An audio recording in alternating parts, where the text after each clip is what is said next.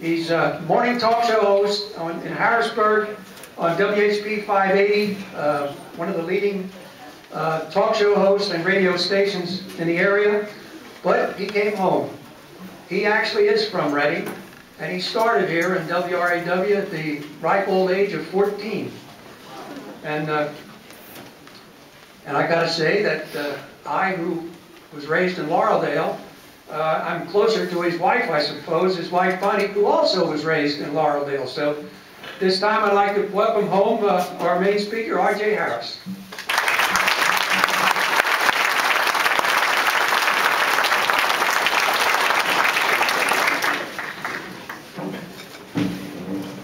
First thing I'm going to do is be disruptive. Give me a moment, okay? I'm about to find out that not only am I a radio guy who eats the microphone, but I'm a little passionate about it too, what I'm about to talk about. But thank you for having me. The first thing I have to do, with all due respect, Rod, is fix one thing. I have been honored to receive the Marine Corps Distinguished Service Award. But it was for my service in honoring veterans. I am not a Marine, and in all due respect, Colonel. But thank you. We do a lot for veterans, and I'm going to get a plug in early. Please, you are the people who will come to our event on May the 8th. We have a rally every year on the steps of the Capitol for our veterans. It's the only one in America that I know that still goes on annually. It actually dates back to Desert Storm. That's how long the rally has been going on. We made a commitment to have this rally, and we didn't care if there were 3 steps on the Capitol. We're going to have a rally until our troops come home, because we honor them. So please come and join us at noon on the steps of the Capitol on May the 8th, and Colonel Ryan has been one of our featured speakers there as well. Yeah, I am R.J. Harris, class of 1972, Reading Senior High School. How about that? And on the way down here tonight, Reading Senior High School? 72, get out of here, is that right? How about that? So, yeah, and my wife Bonnie is here this evening, and Muhlenberg High School, class of 1970. Anybody here from Muhlenberg? You know, on the way down, there we go, on the way down here, I actually tuned out of talk radio for a little bit. That's all I listened to, but I thought, you know, I'm going to go down and I'm going to rant and rave tonight, so I ought to listen to something. WRAW. Yeah, there's a blast from the past when that radio station was the top dog in Berks County. We all remember that, huh? Harvey Holiday, that's exactly right, and a lot of the other guys. In fact, I use the name R.J. Harris today, I think, because of J.W. Wagner.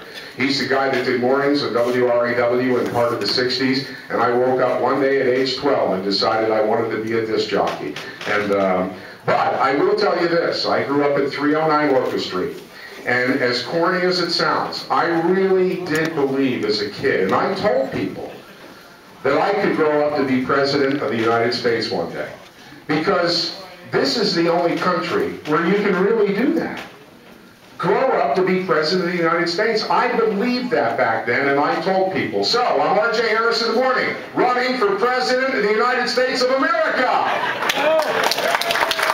Okay, thanks for the applause, but I heard some laughter, and I got to tell you something. That's what I get every time I get out. Okay? I'll tell you, I get no respect. You know what I mean? No respect, not at all.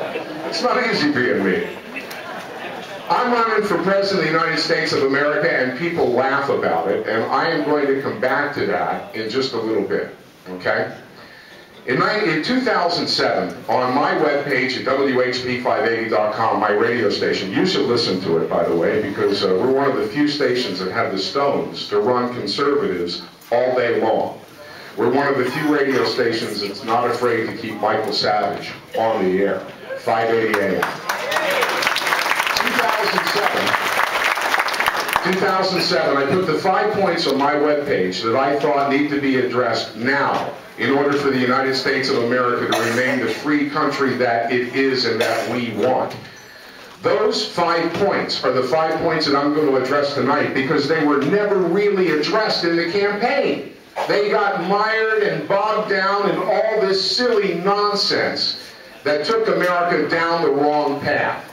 And that was before we knew that John McCain was going to be the Republican candidate. That was before we knew that Barack Hussein Obama was going to be the Democrat candidate. In fact, most believed it was going to be Hillary Rodham Clinton. So this goes way back. This is not new. Point number one, win the war on terror at all costs.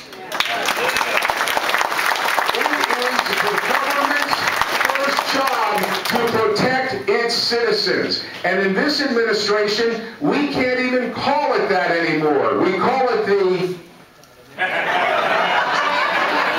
Global Contingency Operation. That's what we call it, okay?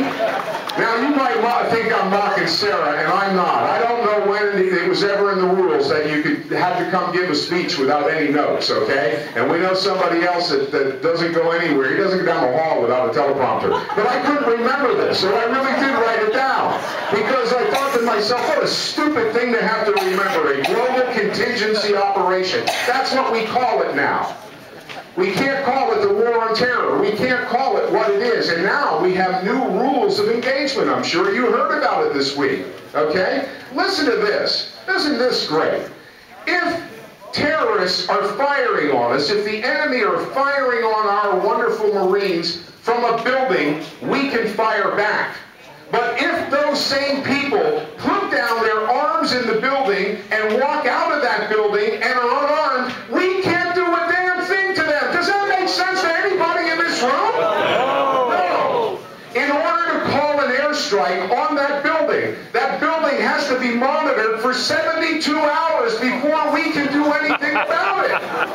Now I'm going to tell you something. As Commander-in-Chief, if one Marine died because of one of those thugs, the enemy that walked out of that building because they laid down their arms and we were dumb enough to do nothing about it and killed one of our men or women, I couldn't live with myself as Commander-in-Chief.